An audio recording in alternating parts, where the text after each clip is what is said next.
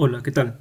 En esta ocasión vamos a continuando con el estudio de los primeros axiomas de la teoría de conjuntos. Vamos a pasar a estudiar las operaciones clásicas entre estos conjuntos, ¿no? Empezando por la unión. Entonces, para poder definir la unión de conjuntos, precisamos de un axioma, que en este caso va a ser el tercer axioma de nuestra teoría, el axioma de la unión, ¿no? ¿Qué nos dice? Nos dice que dado un conjunto A, va a existir un conjunto, vamos a llamarle U, tal que si tenemos un elemento alfa de A, ¿no?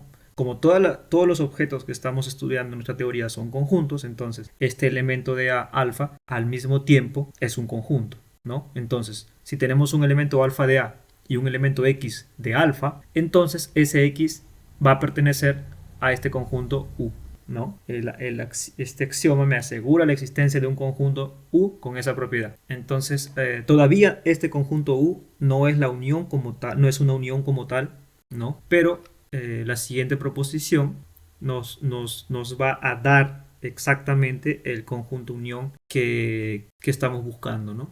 Entonces,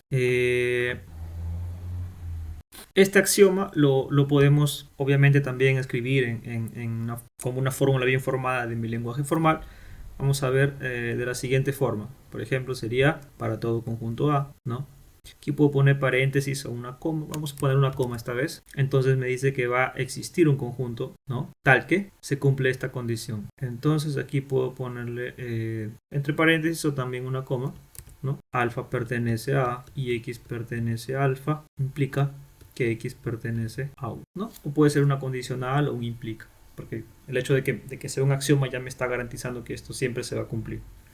Entonces, más o menos esta sería, digamos, la fórmula bien formada que me representa este axioma en mi lenguaje formal. Entonces lo voy a poner aquí. Bien, ahora vemos nuestra proposición. Aquí nos dice, ¿no? Si tenemos un conjunto A, va a existir un único conjunto que va a ser denotado de esta manera. Vamos a denotar primero de esta manera, UA, simplemente U de A, tal que un elemento de UA está caracterizado, ¿no? Es un sí solo sí, que X pertenece a algún alfa elemento de A, ¿no? X pertenece a alfa para algún alfa elemento de A. Entonces también esto podemos escribirlo en lenguaje formal, ¿no? Este para algún alfa de A, en otras palabras, es un existe. Entonces esto lo podemos abreviar así. Para todo A existe este conjunto, ¿no? Tal que X pertenece UA, sí, solo sí, y aquí sería, este para algún lo traduzco formalmente como un existe alfa. Alfa pertenece a, así como está, también es una abreviación de un existencial y un alfa pertenece a, pero lo estoy escribiendo ya abreviadamente. Existe alfa pertenece a, tal que X pertenece a. Entonces este sería mi teorema, ¿no? En lenguaje formal. En este caso ya hay una abreviación aquí, ¿no? Sería semiformal. Pero bueno, es más o menos ¿no? para mostrar que estos axiomas y proposiciones siempre, ¿no? Continuar mostrando que siempre se pueden representar como fórmulas bien formadas, bien puestas, pero ya en los siguientes axiomas y proposiciones ya no voy a escribir la fórmula formal, ¿no? Pero tienen que entender que siempre es un ejercicio, ¿no? Hacer esas traducciones siempre que sea posible. Bien, vamos a ver la demostración entonces de esta proposición, ¿no? Una proposición es un teorema y en este caso es del tipo existe un único, ¿no? Existencia y unicidad. Entonces dos partes. La primera parte es la existencia, ¿no? Ahora, por este axioma de la unión ya sabemos que va a existir un conjunto U con esta implicación, ¿no? Que si alfa pertenece a X en alfa, entonces X pertenece a U. Ahora, por el axioma de especificación, nosotros, ¿no? A partir de este U, podemos formar otro conjunto, crear otro conjunto, ¿no? Especificar un subconjunto de este U con una propiedad específica. En este caso vamos a definir este conjunto UA siendo el conjunto de los elementos de U tales que existe un alfa en A y X está en alfa, ¿no? O sea, precisamente con esta parte del sí solo sí, estoy especificando un nuevo conjunto que va a ser un subconjunto de U. ¿Correcto? Entonces esto lo tengo por el axioma de especificación, que ya lo habíamos visto. Entonces, ¿qué cumple este conjunto? Por definición, este conjunto cumple que X está en UA, sí, solamente sí, X está en U, y se cumple esto de aquí, ¿no? Aquí lo he separado, lo pongo entre paréntesis, porque esta es una fórmula bien formada y esta es otra, ¿no? Pero lo estoy agrupando con paréntesis para mostrar que este I es el conectivo principal aquí. Ahora, aquí hay que notar algo siguiente, que aquí he economizado un paso, pero básicamente es que esta fórmula de aquí, esta fórmula, existe alfa, tal que alfa pertenece a y x pertenece a alfa. Esta fórmula ya me implica que x tiene que estar necesariamente en U. ¿Sí? Esto es por el axioma. Yo utilicé el axioma de unión para obtener ese U, y ese U, ¿no?, cumple esta propiedad. Cada vez que yo tenga un alfa pertenece a A y un x pertenece a alfa, eso va a implicar que x pertenece a U.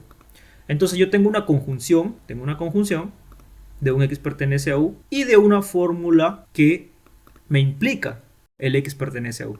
Entonces, el valor de verdad de esta conjunción entre una fórmula y una fórmula que me implica la primera está completamente determinada por esta fórmula, por esta segunda fórmula, ¿sí? Eso no lo di como una propiedad de la parte lógica de mi lenguaje, pero se verifica fácilmente, ¿no?, que el valor de verdad de esta conjunción depende completamente de este valor de verdad. O sea, va a haber una equivalencia entre esta conjunción y simplemente la segunda parte de la conjunción. Entonces esto es equivalente a que existe alfa con alfa perteneciendo a y x perteneciendo a alfa, ¿correcto? Ahora esto lo abrevio, pues no, o sea, existe alfa y alfa pertenece a, lo puedo abreviar como un existe alfa pertenece a, y esto queda, pues no, x pertenece a alfa. Entonces ya estoy verificando que este conjunto no satisface que x, un elemento está aquí, sí, solamente sí. Entonces se cumple esto de aquí, que básicamente es lo que yo necesitaba, ¿no?, encontrar para probar la parte de existencia de la proposición. Entonces, hasta aquí ya probamos la existencia, ¿correcto? Lo que comenté aquí de la conjunción de una proposición y una segunda proposición que implica la primera, entonces que eso sea equivalente a esto, bueno, se puede hacer con una tablita de verdad y van a verificar que eso es una equivalencia, es una tautología entre un sí solo sí, ¿correcto? Bien, una bicondicional.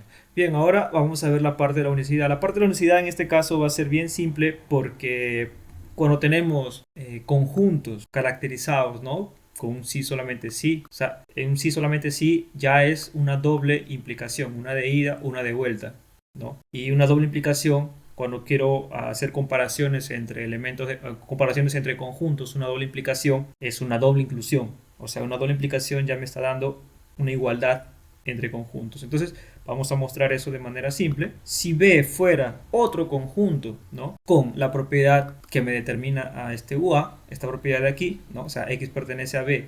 Si fuera X pertenece a B, si solamente si existe alfa en A con X en alfa, entonces, ahora yo puedo utilizar el hecho de que esta propiedad ya me caracteriza al UA, entonces voy a tener lo siguiente, ¿no?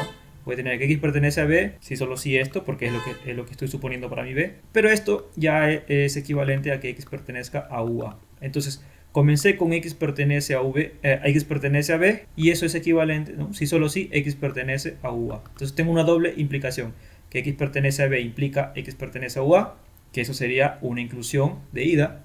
Y también tengo la implicación de regreso, que sería X pertenece a UA, ¿no?, implica X pertenece a B. O sea, UA está incluido en B. La doble inclusión, ¿no?, ya era básicamente por el axioma de especificación, por el axioma de extensión o axioma de igualdad, básicamente la igualdad entre B y UA. Entonces ya probé la igualdad, ¿no? Con eso queda demostrado, pues, que este UA es el único conjunto caracterizado por esta propiedad, ¿no?, en sus elementos. Entonces ya probé que existe y que es único este conjunto. Una vez que yo tengo probada una existencia y unicidad para un conjunto, una construcción, puedo darlo como una definición, y básicamente es lo que va a ser mi primera definición de unión. Entonces este conjunto UA, que también lo vamos a denotar de otra manera, también se puede notar como unión de todos los alfa con alfa en A, ¿no? Y vamos a escribir de esta manera, ¿no? X, tal es que existe alfa en A con X pertenece a alfa. Entonces aquí yo ya no estoy escribiendo, no sé, digamos, porque este conjunto UA fue definido así. X pertenece a U tal que existe alfa en A con X en alfa, ¿no? Este U que yo he usado es un conjunto dado por axioma de unión. Yo no tengo ninguna información sobre si este conjunto dado por axioma de la unión es único, pueden haber varios, no sé, ¿no? Y yo he construido el UA utilizando ese conjunto. Pero ¿qué pasa si yo lo hubiese construido utilizando, digamos, algún otro conjunto dado por axioma de unión?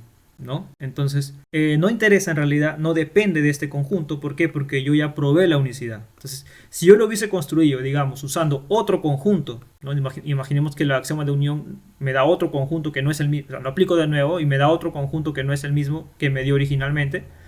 No interesa, porque este conjunto construido de esta manera es único. Entonces, como no interesa qué conjunto yo usé para construirlo, debido a la unicidad no interesa, entonces al momento de definirlo yo ya puedo omitir esta parte, ¿no? Y simplemente escribo todos los conjuntos X satisfaciendo, o todos los objetos X conjuntos satisfaciendo que existe un alfa en A tal que X está en alfa. Y eso es lo que me da este conjunto y se llama unión de A. Pero también debido a esta notación también es usual llamarlo unión de los elementos de A, ¿sí?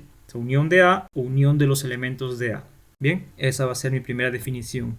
Hasta aquí, o sea, parece muy general, ¿correcto? Porque que puede ser un conjunto A puede, o sea, tener los elementos, un montón de elementos, podría tener infinitos elementos, incontables elementos. Todavía no sabemos lo que es una cosa infinita o incontable, lo vamos a ver más adelante, pero es una definición bien general, ¿sí? Entonces vamos a dar un pequeño ejemplo con un caso simple, ¿no? de cómo obtenemos esa unión. Entonces vamos a ver un pequeño ejemplo aquí. Vamos a ver si nuestro conjunto A que sea, vamos a ver que esté formado por tres conjuntos. Que esté formado por tres conjuntos. Vamos a dar aquí un conjunto que sea A, B, que esté formado también, que tenga como elemento a otro conjunto que sea C, D, y bueno, a un conjunto de esta manera, único, con elemento único que sea E, ¿sí? Entonces vamos a poner aquí A, B, C, mejor, pues sea tres elementos, un D, E y un F, ¿sí? Ok, yo estoy diciendo tres elementos, pero bueno, eso es en nuestro metalenguaje, ¿correcto? Formalmente todavía no definimos lo que es el 3, lo vamos a ver en la parte de números naturales. Pero aquí está, ¿no? O sea, lo estoy escribiendo, es un conjunto de esta forma que tiene tres elementos, tres en nuestro metalenguaje, ¿no? Aquí tiene dos, tiene uno. Entonces este conjunto A tiene tres conjuntos que lo conforman como sus elementos, son tres conjuntos, cada uno tiene sus propios elementos, ¿bien? Entonces, ¿cuál sería la unión de A, ¿no? O sea, unión de A va a estar caracterizado, ¿no? por la proposición, por la propiedad de aquí, ¿no? O sea, tus elementos son aquellos para los cuales va a existir un alfa en A con X perteneciendo al, ¿correcto? Entonces, es básicamente lo que nosotros ya tenemos en mente, ¿no? Desde los cursos básicos de lo que es una unión. Básicamente tiene que estar formado por los elementos de A. Y sí, solamente sí, por ellos. O sea, por eso está el sí, solamente sí.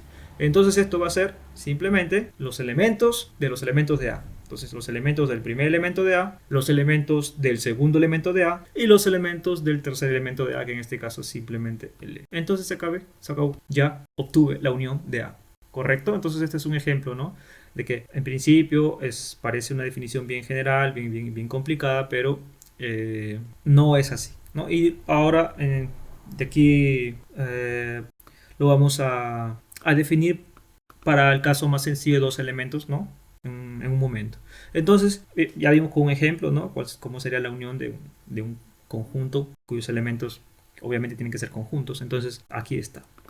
Pasamos a una proposición análoga, completamente análoga, que me va a determinar lo que sería la intersección de un conjunto, o mejor dicho, la intersección de los elementos de un conjunto A, ¿no? Entonces, dado un conjunto A, va a existir un único conjunto, en este caso lo voy a anotar así, intersección de A, tal que X pertenece a la intersección de A, sí, solamente sí, X pertenece a alfa, para todo alfa en A. Entonces, la demostración de esta parte de aquí, no la voy a escribir, pero es completamente análoga a esta demostración de aquí, ¿no? Primero pruebo la existencia utilizando el axioma de unión y luego especifico justamente esto que quiero que me cumpla, ¿no? Y todo lo demás es igual. Entonces eso va a quedar como un ejercicio, ¿sí? Para economizar un poco de tiempo. Ojo, que para definir la intersección también tenemos que usar el axioma de unión. Y bien, ahora podemos definir, debido a esta proposición, podemos definir lo que sería la intersección de un conjunto A, o también denominada la intersección de los elementos de un conjunto A, ¿no? De esta manera va a ser independiente de cómo lo construya, por eso lo uso como notación. Todos los X, todos los conjuntos X, tales que para todo alfa en A, X pertenece a alfa, ¿sí? Entonces, ahora, continuamos porque, como lo había comentado, quería mostrar una versión más simple de esta definición de unión, ¿no? Para dos conjuntos, porque esa es la definición clásica que tenemos nosotros. Tenemos dos conjuntos y los unimos, ¿no? O tenemos dos conjuntos y los intersectamos. Entonces, para poder trabajar con exactamente dos conjuntos, curiosamente vamos a necesitar otro axioma. En este caso va a ser nuestro axioma 4, el axioma del par, ¿no? ¿Por qué? A ver, si yo tengo dos conjuntos A y B, ¿no? Tengo dos conjuntos A y B. Como estamos iniciando la teoría, estamos dando los primeros axiomas, hasta ahora yo no tengo ninguna forma de demostrar que va a existir un conjunto que tiene a A y B como elementos. O sea, intenten usar todos los axiomas y definiciones y propiedades que tenemos desde la página anterior, o sea, desde antes de esta clase, desde antes de este axioma, ¿no? Y no vamos a poder conseguir un conjunto con esta condición. Entonces, en ese caso, necesitamos postularlo como un axioma. Entonces está aquí el axioma del par. Dados dos conjuntos A y B, va a existir un conjunto, algún conjunto que los contenga como sus elementos. No sus únicos elementos, pero que los contenga como elementos. ¿Está bien? No van a ser sus únicos elementos necesariamente. Ahora, la proposición, vamos a tener una proposición que sí me asegure la existencia de un conjunto que tenga como elementos exactamente a A y a B, ¿sí? Ese conjunto es el par no ordenado de A y B. Entonces, la proposición va a ser existe un único, ojo, esta anotación para existe un único, ya no quiero escribir completamente existe un único, en este caso lo estoy escribiendo como símbolo, siendo un poco arbitrario con mis notaciones, pero bueno, es esto. Existe un único conjunto que se va a denotar de esta manera, ¿no? A y B entre llaves, A, B entre llaves, con la propiedad de que X pertenece a este conjunto, si solamente si X es igual a A o X es igual a B. Entonces me dice que este conjunto es un conjunto cuyos elementos son exactamente A y B, ¿correcto?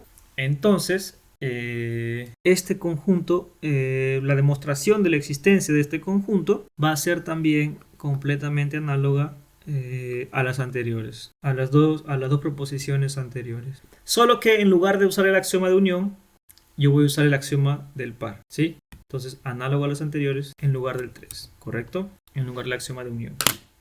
Continuamos con la definición ahora, pues, ¿no? Ya que di una proposición de existencia y unicidad, que a partir de dos conjuntos va a existir un único conjunto con esta condición. Ese conjunto va a ser llamado el par no ordenado formado por A y B, ¿sí? Par no ordenado. Vamos a ver por qué se le conoce como par no ordenado.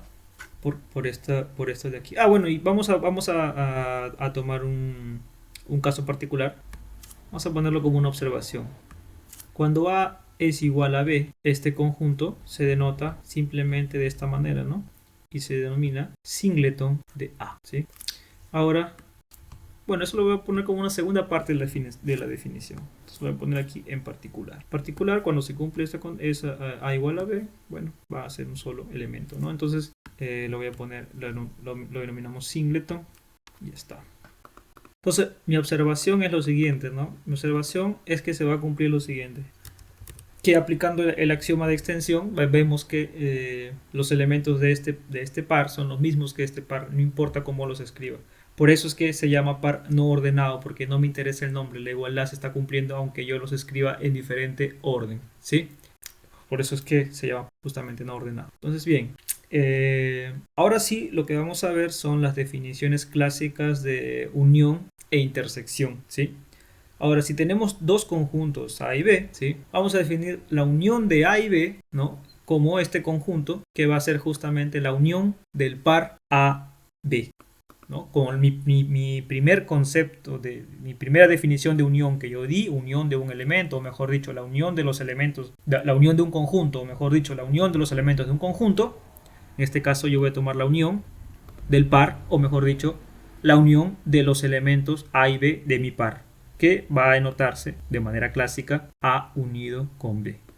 ¿Y cuál va a ser su definición? Digamos, en esta notación, en las notaciones que estoy usando, va a ser todos los conjuntos X tales que X pertenece a A o X pertenece a B, ¿correcto? Y de manera análoga, ¿cómo defino la intersección de dos conjuntos? En este caso el conjunto A y B. ¿Cómo defino la intersección? Bueno, la intersección de A y B va a ser la intersección del par A B. O sea, la intersección de los elementos del par A B, justamente de A y de B. Eso va a estar denotado, va a tener esta notación, los conjuntos X con X en A y X en B, ¿no? Bien, eso sería entonces, estos conjuntos están bien definidos, son únicos porque las uniones y las intersecciones eran únicas, ¿sí? Entonces estos conjuntos están bien definidos, la unión y la intersección. Sí, entonces vamos a ver un pequeño ejemplo.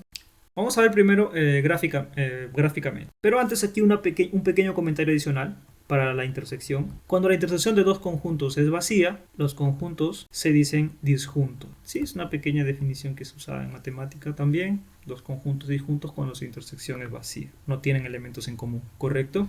Entonces vamos a ver ahora gráficamente cómo sería, ¿no? Entonces, si tengo usualmente lo que ya conocemos desde los estudios básicos son los diagramas de Venn. Entonces, cuando estamos estudiando propiedades de conjuntos o incluso haciendo ejercicios de conjuntos, demostraciones de conjuntos, aunque sea ya al nivel de un curso de análisis real, los diagramas siguen siendo buenos porque te dan ideas de cómo demostrar las cosas. Ojo, los diagramas no son parte de una demostración, los diagramas no son parte del lenguaje formal de la matemática, pero los diagramas sí que me ayudan. Uno, para que yo entienda mejor mi problema y para darme una idea, los diagramas, y también para que otras personas entiendan lo que yo estoy haciendo, ¿correcto? Entonces es la importancia. Entonces vamos a ver los diagramas A unido con B, ¿no? Generalmente, entonces lo voy a poner aquí, diagramas. La unión, básicamente, yo puedo representar un conjunto como un círculo y la unión sería justamente tomar todos los elementos que están aquí. Esto sería la unión, ¿no? Todos los elementos, todos los de A y todos los de B. Cuando yo dibujo los círculos intersectándose, o sea, cortándose, es porque puede tener una intersección. Entonces la intersección sería justamente eso que se intersecta, sería esto de aquí, ¿no? Los elementos en común. Y por último, ¿no? Si yo quiero especificar una intersección disjunta, yo podría, pues, dibujarlos separados, ¿no?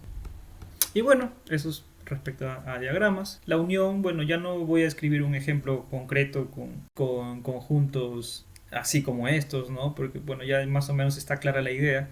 La intersección igual, simplemente de dos conjuntos con sus elementos dados específicamente, tomo aquellos que están en común y esa va a ser la intersección, ¿no? Gráficamente también es claro. Entonces, vamos a ver otra operación. Ya tenemos la unión y la intersección. Otra operación clásica es la operación de diferencia de conjuntos, ¿no? Entonces, dados A y B conjuntos, vamos a definir, utilizando el axioma de especificación en este caso, ¿no? También vamos a definir la diferencia de A y B y va a ser este conjunto denotado de esta manera, A y una barra diagonal, digamos, invertido. No sé si tiene un nombre específico, un slash invertido, no sé si tiene un nombre específico esto, pero es la notación usual para diferencia conjuntista, ¿correcto?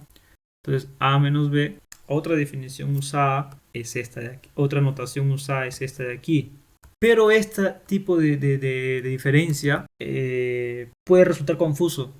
Por ejemplo, cuando estudiamos conjuntos de la recta real, esta diferencia de conjuntos viéndolos como números, o sea, restando los elementos de A son números y los elementos de B números, entonces es lo que se llama una diferencia de Minkowski para conjuntos numéricos, ¿correcto? Pero eso cuando estudiamos subconjuntos de números reales y cosas así. Pero por eso no voy a optar esta notación para la diferencia conjuntista, va a ser esta de aquí, para que no haya confusiones después, ¿correcto? Elementos de A que no están en B, ¿sí? Entonces, por especificación esto va a existir siempre y va a ser un conjunto, ¿no? Construido a partir de la y con esta propiedad de aquí. Entonces está bien definido. Ahora la unicidad, porque es una definición, tiene que ser único. La unicidad es clara porque, bueno, no lo comenté en el axioma de especificación, pero para un conjunto dado, si yo especifico un subconjunto por una propiedad, ese subconjunto especificado es único, ¿sí? Entonces, básicamente,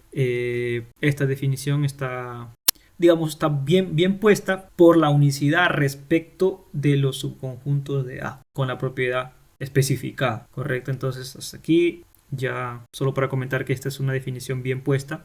Y bueno, esa es la diferencia de conjuntos. Ahora, en particular, cuando yo tengo que el conjunto B está incluido en A, ¿no? Esta diferencia de conjuntos va a tener un nombre específico, un nombre particular, va a ser llamado el complemento de B en A, ¿no? O sea, todos los elementos de A que es mayor que B, conjunto más grande que B, elementos de A que no están en B, se va a llamar complemento de B en A. También se le llama complemento relativo de B en A, ¿no? Y se denota, puede ser de esta manera, complemento de B en A, o puede ser el complemento de B con una C aquí arriba, pero para indicar que es respecto a, le pongo el A. En la práctica usualmente trabajamos con conjuntos A y B que están dentro de un conjunto más grande que le puedo llamar E, digamos, y va a ser considerado como un conjunto universo relativo, donde lo que yo estoy trabajando está dentro de E.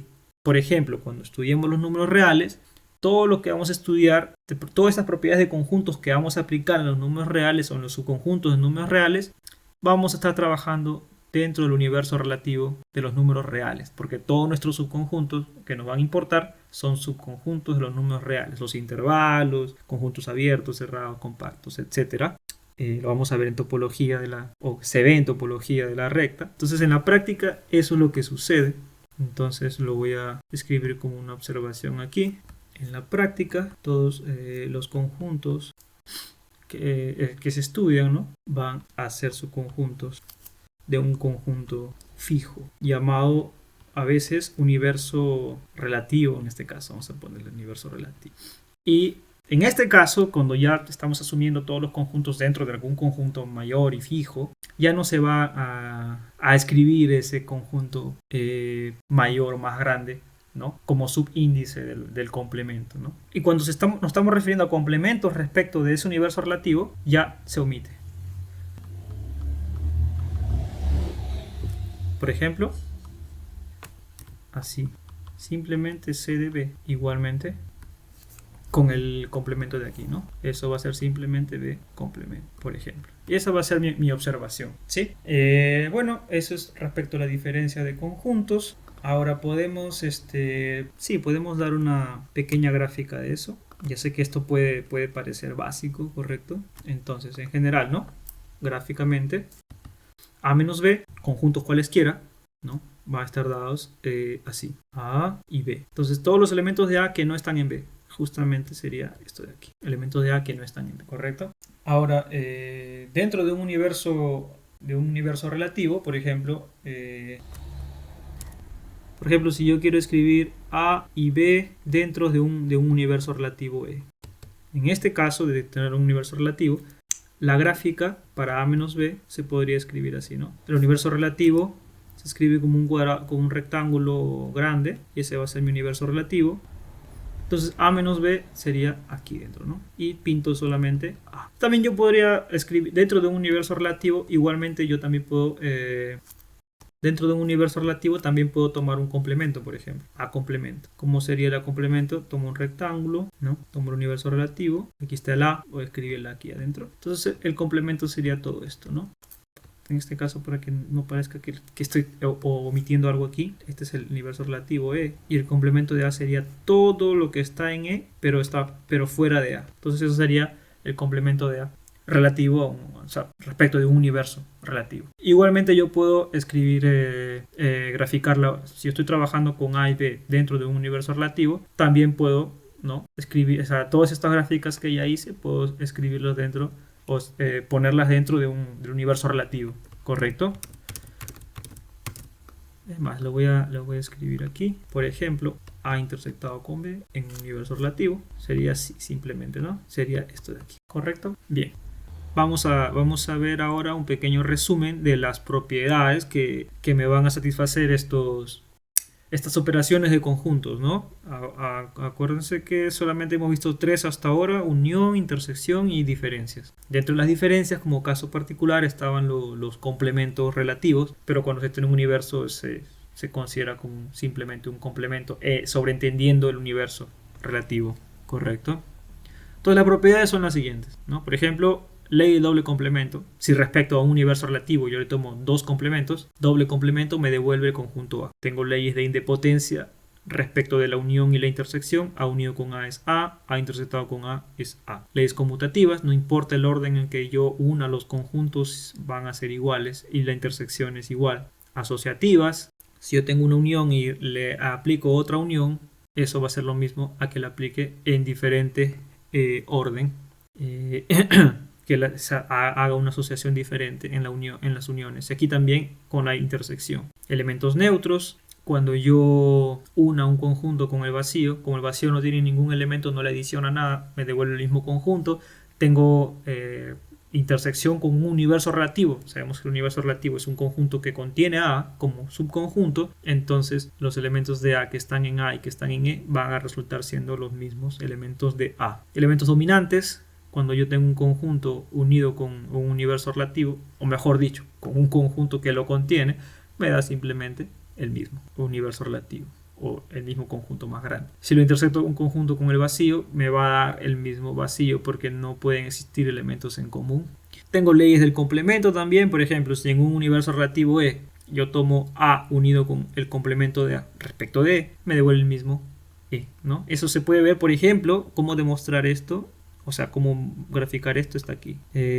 Aquí está. Lo que es sombreado, en este caso el A complemento, lo que es sombreado es el A complemento. Pero sí, ¿qué pasa si yo le uno el A? Entonces le uno este vacío de aquí, esto que no lo había pintado, y ya tengo todo el E, ¿no? Entonces, eso es una propiedad que se puede verificar gráficamente inmediatamente, pero tenemos que hacer la demostración formal, ¿no? Entonces, no vamos a hacer todas las demostraciones formales, pero vamos a ver por lo menos un par para ejemplificar. Tenemos las distributivas también. Una unión se distribuye respecto de una intersección se distribuye respecto de una unión. Leyes de absorción, ¿no? Si tengo A unido y A intersectado con algo, me da simplemente A. Si tengo A intersectado, A unido con algo, me da el mismo A. Tengo leyes de Morgan. Si yo le tomo el complemento a una unión, sobreentendiendo que estoy en un universo relativo, entonces A complemento intersectado con B, complemento invierte, digamos, el símbolo, devuelve intersección y de complementos. Igual, y complemento de una intersección me da unión de complementos. Entonces estas propiedades son muy conocidas, son simples. Todas se deducen de las propiedades lógicas que ya teníamos. Por ejemplo, esto no es otra cosa que la negación de una disyunción que se vuelve la conjunción de disyunciones. Y aquí también. Entonces todas estas leyes se deducen de las propiedades lógicas. Por eso tienen hasta los mismos nombres: ley de absorción, ley de Morgan y eso, ¿no? Conmutativa también es una ley, en este caso, de la disyunción, de la conjunción y todo eso. No sé, vamos a ver, a probar. Ok, vamos a hacer esta de aquí, ¿no? Para ver que la gráfica nos da una idea de que va a ser verdadero. Vamos a ver esta distributiva y esta absorción de aquí, por ejemplo. Esta absorción y esta de Morgan. Pero no sé, es demasiado. Vamos a eliminar esta absorción de aquí. Porque en realidad estas absorciones se verifican de la distributiva también. De la distributiva y la idempotencia. Entonces, esta absorción no la voy a hacer. Se deduce de la distributiva y la idempotencia fácilmente. Entonces vamos a hacer estas tres. 1, 2, 3. ¿Ok? Vamos a ver, 7, 1. A ver, la parte 1 de la 7. A unido con A complemento. Ok, vamos a traer la gráfica aquí solo para ver. Tengo que probar que A unido con A complemento me da E, ¿no? Entonces tenemos A dentro de un subconjunto E más grande, de un conjunto E más grande. O sea, lo que queremos probar es que A unido con A complemento me da... ¿Cómo se prueba una igualdad? Bueno, una igualdad se prueba por doble inclusión. X pertenece a A unido con A complemento. Ojo, ¿cuál era la definición de unión? ¿Cómo está definida la unión de dos conjuntos? Bueno, los elementos están caracterizados, ¿no? Es una equivalencia, que X pertenece a A o X pertenece a A complemento, ¿correcto? Ahora, ¿qué es lo que pasa? Que aquí tenemos lo siguiente, tenemos que A ya está incluido, ¿no? A ya está incluido en E, porque es lo que la definición de universo relativo, o sea, es un conjunto que contiene a A como subconjunto. Entonces, como A ya está en E, esto significa que X pertenece a E, porque este A ya está incluido en E, ¿no? Si yo tengo un conjunto incluido en otro, este X, que es un elemento de aquí, pasa a ser un elemento de E. El de la parte de aquí, bueno, ya no interesa, ¿no? O sea, si X está en E, el A complemento, ¿qué era el A complemento? El A complemento, con respecto de un universo relativo, el A complemento es simplemente E menos A. O sea, elementos de E que no están en A, pero son elementos de E. Entonces esto está incluido en E. Entonces también está. Y aquí esto es equivalente al X pertenece a E, ¿no? Por idempotencia de la disyunción. Entonces ya estoy llegando de X en A unido con A complemento, estoy llegando a X pertenece. Entonces, el regreso, ¿qué pasa si X está en E? Ok, aquí vamos a usar una propiedad lógica también que, si no me equivoco, se llamaba el tercio excluido, ¿sí? Ajá, vamos a ver. X pertenece a E, entonces eso es equivalente a escribir lógicamente, ¿no? La misma fórmula, X pertenece a E, y una verdad, ¿sí? O sea, tengo la fórmula X pertenece a E y le pongo una conjunción con una tautología. Entonces, lógicamente, el valor de verdad de esta conjunción está dependiendo simplemente de esto. Son equivalentes lógicamente. Ahora, esta verdad, esta verdad, yo la puedo reemplazar con este tercio excluido, ¿correcto? Que era X pertenece a A o X no pertenece a A. Entonces, X pertenece a o X no pertenece a. Esto de aquí es una tautología. Si no me equivoco, se llama ley de tercio excluido, porque no puede haber otra posibilidad, ¿correcto? Entonces, esto es una tautología y bueno, aquí aplico simplemente una distribución, ¿no? de los operadores lógicos, conjunción con disyunción. Esto sería X pertenece a E y X pertenece a A, ¿no? Disyunción, X pertenece a E y X no pertenece a A. Ahora, X pertenece a E y X pertenece a A. El hecho de que A esté contenido en B, por ser un universo relativo, A está en E, contenido en E, entonces esta parte de la conjunción me implica el de aquí, ¿no? Entonces esto está completamente determinado con X pertenece a, por X pertenece a, ¿no? Ya habíamos visto ese argumento en la demostración anterior. Entonces aquí X pertenece a E y X no pertenece a A. Bueno, eso es justamente que X está en E menos A. Y esto equivale a X perteneciendo a la unión, ¿no? Y E menos A, eso es A complemento. Entonces aquí sería la unión de A con A complemento. Entonces miren, si se dan cuenta, en realidad yo podría haber escrito esta igualdad directamente con un sí solamente sí, porque esto ya está me está diciendo doble implicación. Parto de aquí de la derecha un elemento, sí solamente sí está a la izquierda, ¿correcto? Y esto de acá, ¿qué cosa es? Esto es A complemento. Entonces ya básicamente estoy probando esta igualdad con un solo sí solamente sí, ¿no? Correcto, ya tenemos el 7.1. Para economizar un poco de tiempo, porque mire, aquí ya hemos aplicado una distributiva de la conjunción con la disyunción. Esto es lo mismo que van a tener que usar aquí y nada más, ¿correcto? Entonces vamos a saltar esto y vamos a pasarnos a la ley de Morgan, la de aquí, 10.1. Entonces tenemos que probar, ojo, aquí no lo escribí, pero aquí se sobreentiende que A está incluido en E, ¿correcto? Y aquí en esta ley de Morgan también se está sobreentendiendo que A y B van a estar incluidos en un universo relativo. Entonces vamos a probar esta parte de ley de Morgan, ¿no? Entonces vamos a probar que A unido con B complemento. Entonces iniciamos, ¿no? En este caso va a ser un sí solamente sí también, si no me equivoco. Vamos a empezar aquí. X pertenece a unido con B complemento. ¿Cuál es la definición de complemento, no? Este complemento, ¿qué cosa era? Complemento era E menos A unido con B, ¿no? Entonces, por definición, esto es equivalente a que X pertenece a E y X no pertenece a A unido con B.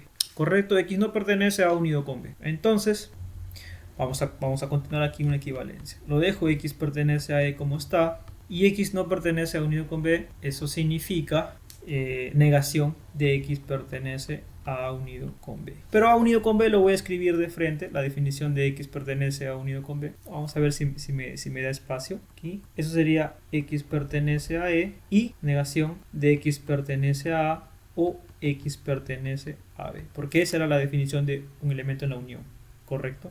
Ahora aquí sí, solamente sí, esto lo dejo como está, el i también se queda como está, porque simplemente estoy reemplazando por equivalencias lógicas. Aquí sería la negación. Aquí aplico la ley de Morgan de la negación con la disyunción, ¿correcto? Esto se vuelve negación del primero, o sea, x no pertenece a A y x no pertenece a B.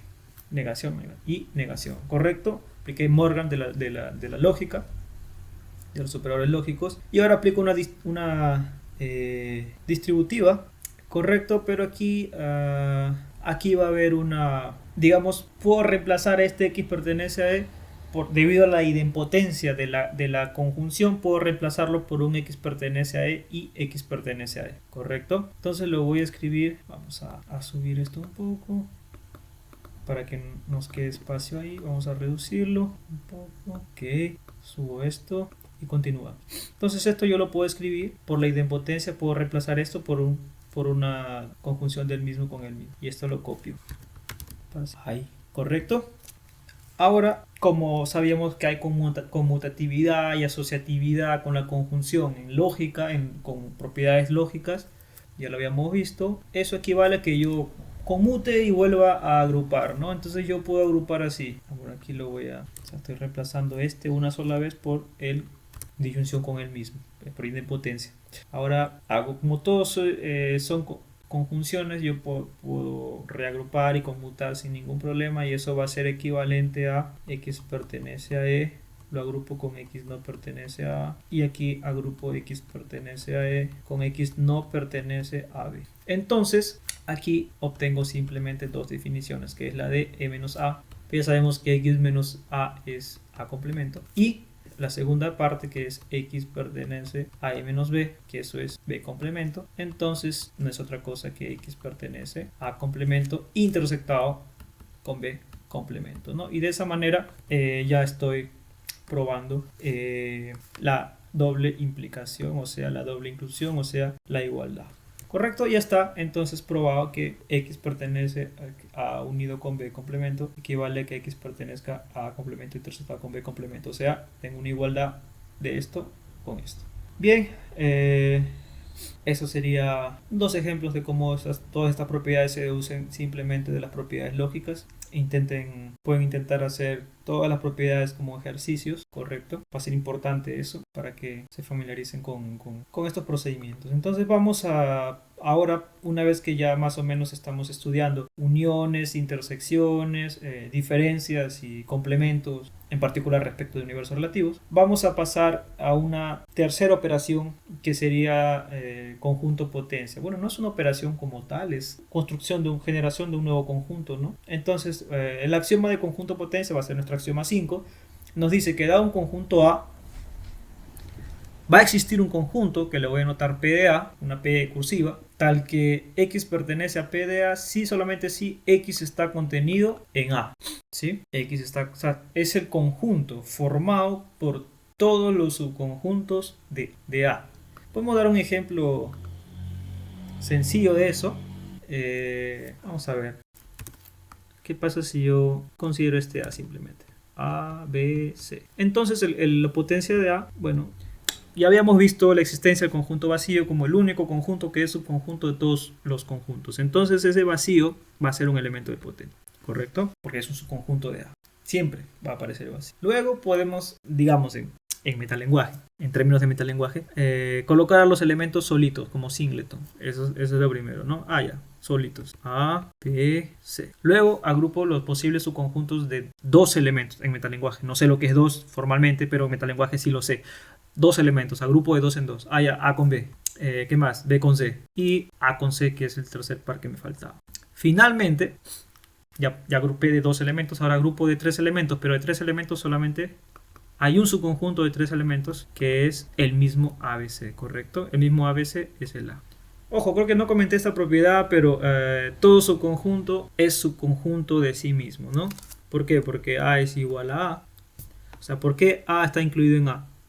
Porque sabemos por reflexividad que A es igual a A, y sabemos que esta inclusión, ¿qué cosa significaba? En general la inclusión significaba, o sea, era una inclusión débil que podía considerar la igualdad. Entonces, de una igualdad tengo obviamente la inclusión débil, que sería esta de aquí. ¿Correcto? Entonces, todo su conjunto es conjunto de sí mismo. El vacío también es su conjunto de todo conjunto. Entonces, el vacío y el propio conjunto siempre son elementos que están en el potencia. Y los demás, bueno, siempre que mi conjunto sea bonito y pequeño de esta forma, digamos, finito en metalenguaje, siempre voy a poder escribir potencia primero el vacío, luego de 1 en 1, luego de 2 en 2, luego así sucesivamente, hasta que llegue pues a tomar el propio conjunto ya por finitud, ¿no?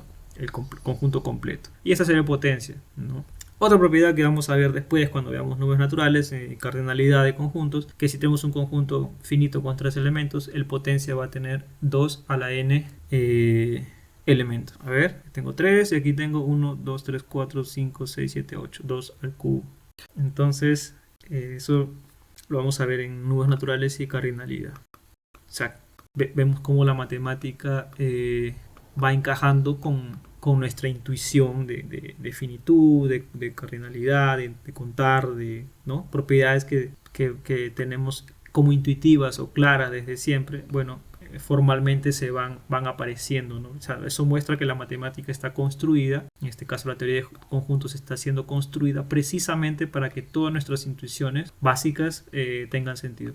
Infelizmente estas construcciones que pasan por teoría de conjuntos no son tan sencillas o tan simples de entender como nuestras intuiciones, ¿sí? Porque como veremos más adelante, definir la suma de números naturales, o sea 2 más 3 por ejemplo, 2 más 3 o 1 más 1 igual a 2, 2 más 3 igual a 5. Definir la suma de números naturales pasa por un proceso bien un poco más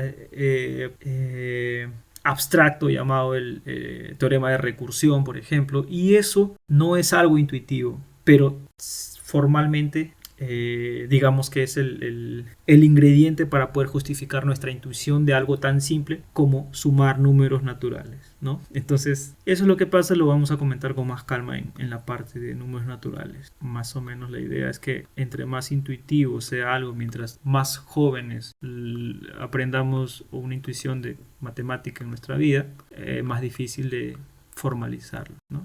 Es el propio caso de la teoría de conjuntos. Todo el mundo tiene una idea de lo que es un conjunto. Tan intuitiva es esa idea de lo que es un conjunto que no podemos darle una definición de conjunto, sino que trabajamos con un sistema axiomático, con una teoría de conjuntos donde los conjuntos son objetos no definidos, símbolos que tienen ciertas propiedades, ¿correcto?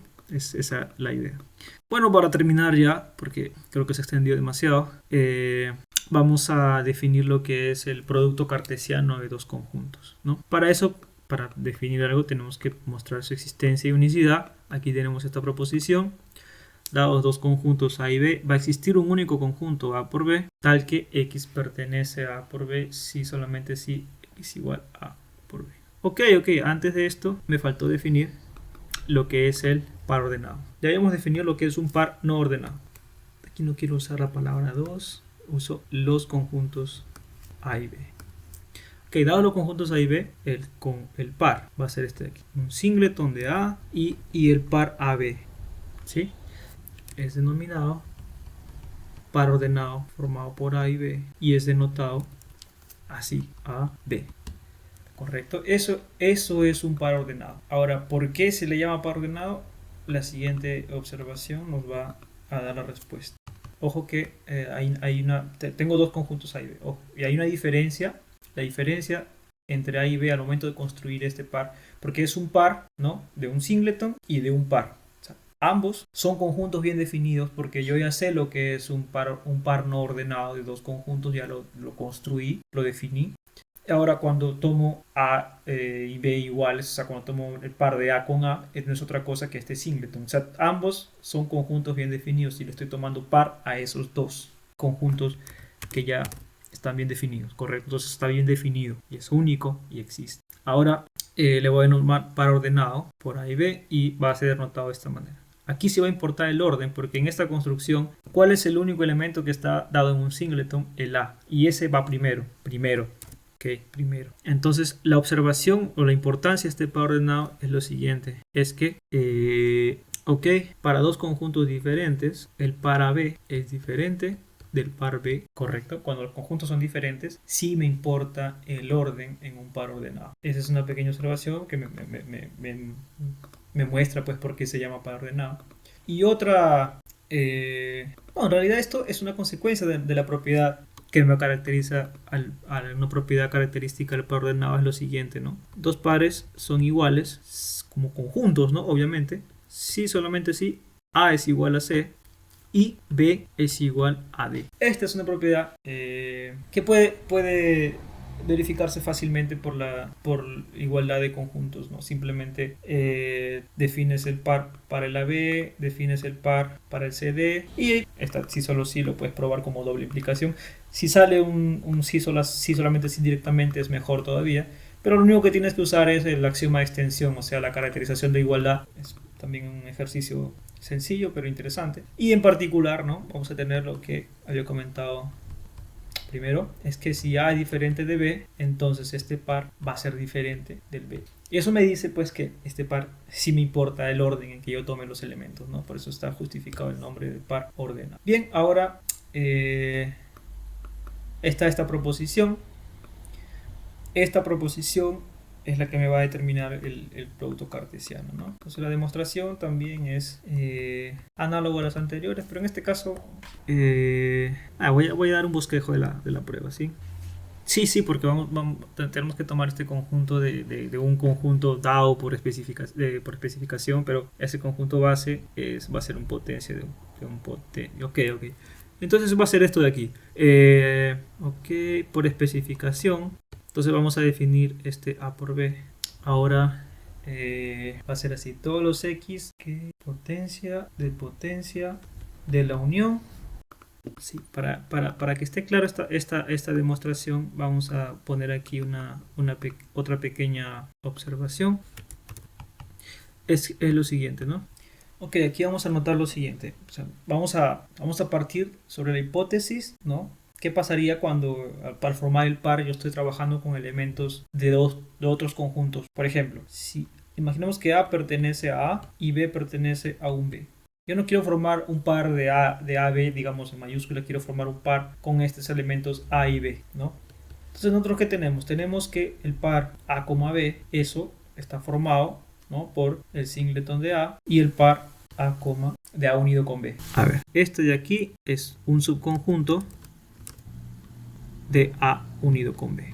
Y este también es un subconjunto de A unido con B. Y si es un subconjunto de A unido con B, significa que pertenece al potencia de A unido con B. O sea, pertenece al potencia de A unido con B. Y el de aquí también. Entonces, si esto está en el potencia y esto está en el potencia, ¿no? Son elementos de potencia. Estoy tomando un subconjunto del potencia. Entonces, un subconjunto del potencia es un elemento, ¿no? Es un subconjunto del potencia, entonces se vuelve un elemento del potencia de A unido con B. ¿Sí? Correcto, es simplemente esa observación. No es tan simple, hay que verlo un poco con calma, pero básicamente si parto de un elemento A en A y un elemento B en B, entonces este par ordenado es un elemento del potencia de A unido con B. ¿Correcto? Entonces, eso es lo que voy a utilizar aquí para obtener mi producto cartesiano. Va a existir un A por B, pero yo lo voy a dar a partir de porque sus elementos tienen que ser pares ordenados. Entonces, tienen que estar en el potencia de A unido con B, por esta observación. Ahora, son elementos del potencia de A unido con B, tal que, y aquí le pongo la condición justo que yo quiero, ¿no? X es igual a un par, y A pertenece a A, y B pertenece. Entonces, básicamente, eso es, ¿no? Entonces, es básicamente eso. Esa es porque, ojo, para yo poder dar un conjunto por especificación, yo necesito un conjunto base a partir del cual construir. En este caso, había que notar que si yo tengo quiero construir algo con elementos de A, pares ordenados con elementos de A y B, quiero construir algo cuyos elementos sean pares ordenados de A y B, tengo que ver a dónde pertenecen pares ordenados de A y B. Entonces pertenecen a la potencia de la unión. Entonces a partir de ahí yo voy a construir especificando la propiedad que yo quiero, ¿correcto? Entonces, mi conjunto existe y se cumple, ¿no? Por definición del axioma de especificación es un sí solamente sí. Entonces, se cumple que X pertenece a A por B.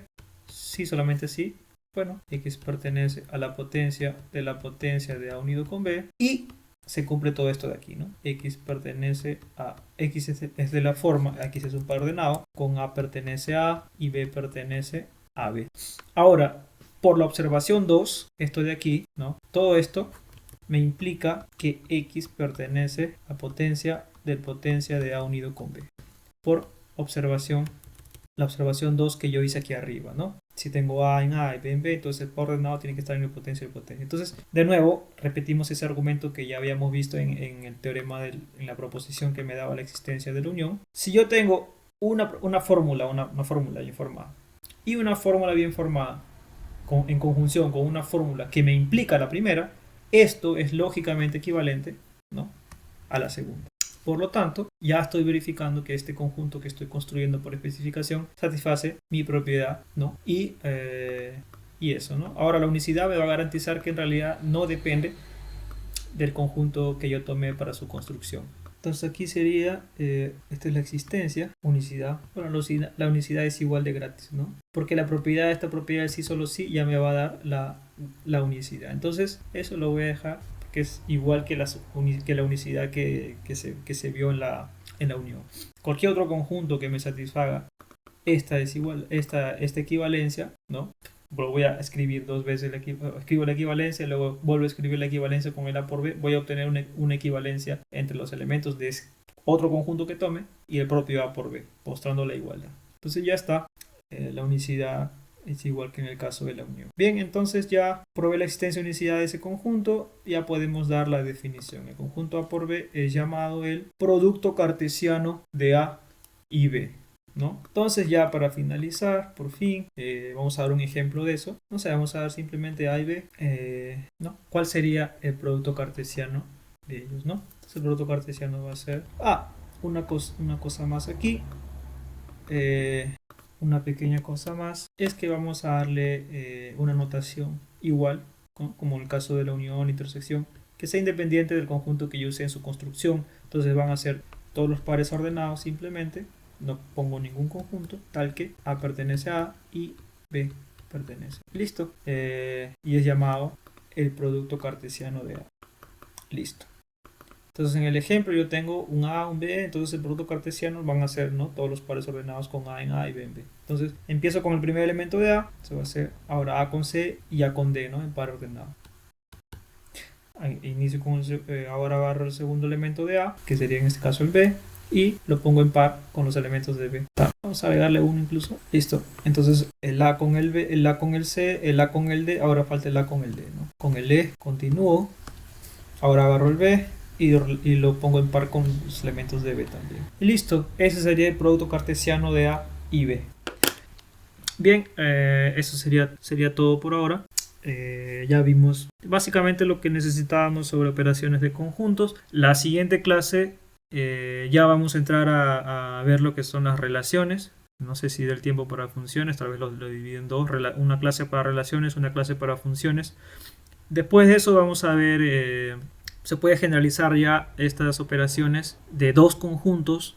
Por ejemplo, la unión de dos conjuntos lo podemos generalizar para la unión de una familia de conjuntos, donde para definir lo que es una familia necesitamos la definición de función que me va a indexar la familia, ¿no? Entonces, esa primera definición de unión que yo di, una unión de un conjunto, o decir la unión de todos los elementos de un conjunto, que es esta unión más general de aquí, la inicial, esta unión de aquí se va a usar cuando definamos la unión de una familia arbitraria de conjuntos, ya no solo de dos, no, en general. Igual con la intersección. Estas definiciones generales son útiles van a ser útiles porque lo voy a necesitar para la unión para las operaciones de familias de conjuntos, ¿no?, arbitrarias, no solamente de dos. Entonces, bien, dicho eso, será hasta el próximo video.